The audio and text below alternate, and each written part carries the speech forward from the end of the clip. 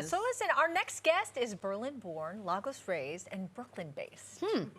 And as a longtime chef and cooking columnist for the New York Times, Yewande Komolafe has spent years introducing Nigerian food to the masses. She has a new cookbook out today called My Everyday Lagos, Nigerian Cooking at Home and in the Diaspora. Yeah, so Yewande joins us live in the studio this morning. So hello and good morning to you. Thanks for being with us. Thank you for having me. This is so exciting. This is so exciting for us. Yeah, so give us a little bit more of what this food culture from Lagos is. You know, because I don't think a lot of people are familiar with what it's like. Of course. So Lagos is, it's interesting. It's sort of like New York City, where a lot of people from all over Nigeria come to Lagos to settle, to work, to trade. And so it's one of the few places in Nigeria that have food culture from all over the country. It's a melting pot of sorts. It's a melting pot. Just like us. Exactly. Okay, so what are some of your own favorite Nigerian dishes and also in spices or flavors or ingredients to cook with? Of course, I love spice. I love spice. Just Me all too. like I want my senses to tingle. So I love chili peppers. We use a lot of Scotch bonnets. Ooh, I know. Oh, wow. Yeah, That's hardcore.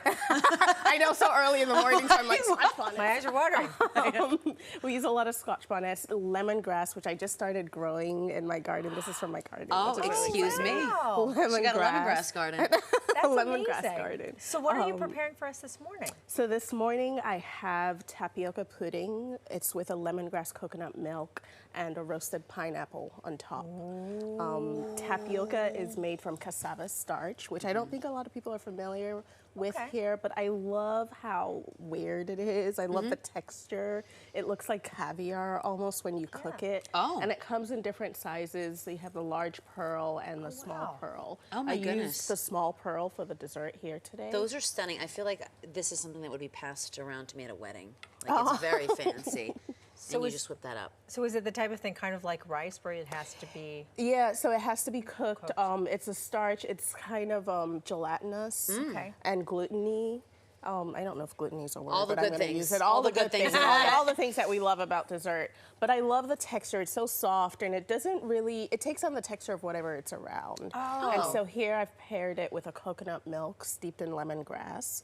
And there's a little vanilla roasted pineapple on top. Oh my goodness. So is this the coconut milk? That is the coconut milk. And so I basically just cut up some lemongrass and like heated up the coconut milk and steeped it in there. So it doesn't actually require any heat. It does require heat. It does require a lot of So how are you doing this? So I cook the tapioca in hot water with a little sugar and salt just to give it some flavor.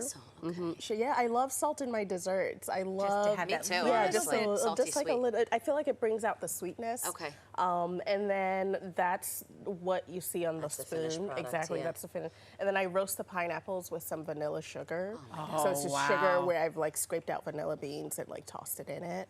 And so it's Scraping out like the vanilla beans. Oh my gosh, that is something else. And then the coconut lemongrass is the last step where I just steep lemongrass in coconut milk. So I'm curious, is this something that is typically served in Lagos? Like, or is this something that you created to kind of combine all the flavors? It's a combination of two things. Okay. So tapioca is something I grew up eating, not necessarily with lemongrass or coconut, but those are all flavors from my childhood. Okay. And because I worked as a pastry cook for a really long time, this dessert is sort of my creation, but it's all the flavors I grew up with. Oh, wow. Is this your first cookbook? No. This is my first solo cookbook. Solo, okay. Yes, this is my first solo cookbook. So I'm just thinking about how you're literally pulling from your childhood and what you grew up eating and smelling and being around, and now you have it in a book. What does that mean to you? I love nostalgia. I'm like a hopeless nostalgic. And so I feel like I cook from memory. I cook from, like I go out and I experience something, and I'm always trying to recreate my experiences through food. So food is my language, is how I explore the world. It's how I explain the world. And so that's what I do with food, essentially. I'm looking through here. Everything is so colorful. It's stunning. Also, do you have a favorite recipe? Oh God, that's like picking a favorite child. No. Well, you know, there are those favorite children. Sorry. If we're telling the truth. I have recipes that I get into and I make obsessively every day. Yes. Oh, your standards. Yeah. So I have those recipes, but then I have things that like I think about, like, oh, I would really love my grandmother's smoky jollof rice, and then I like decide to make it. But I don't have a favorite recipe. Okay. I have old standbys. Everything means a little something different to you. It does. Oh. it does. Can I dive into Here, one of these? I'm gonna finish this up my for God. you. Now, when would you serve this? This So, gives dessert to me, but it does. It's I used to run this dinner series called not my everyday Lagos, my immigrant food is. Okay. And I would kind of like fire up your palate with a lot of spice, and at the end I would serve this as like a cooling, like, I'm so sorry, I served so much spice. Oh, so this kind to of calm them So down. this is like this a is like a whole cooling- experience. Yes, this was a whole I experience. love the thought that goes into creating curating I'm a just menu gonna like that. add, this is a Nigerian honey. Ooh. It tastes like toasted millet is what I Oh my describe it goodness. as. Wow. It's really dark. It's kind of like a buckwheat honey. Okay. But it's a wildflower honey. Oh, wow. And so I love to finish it up with just a little touch of. Well, it all looks like it's in an oyster shell, but clearly you can't eat it like an oyster. So how do you eat it? I say just one bite. One bite, thank God, 'cause put that's what I was gonna do, Put the so- entire little spoon. Hey, so Oh, we need the little spoon. Okay. just scoop it in.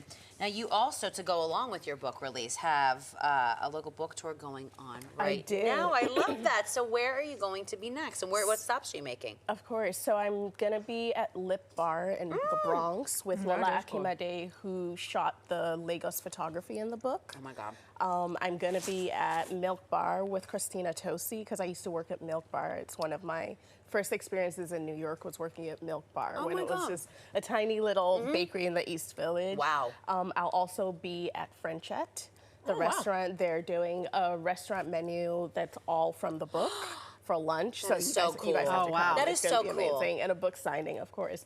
And then I'll be speaking with Nikita Richardson at Bookstore Magic in Brooklyn, and we'll be having a conversation.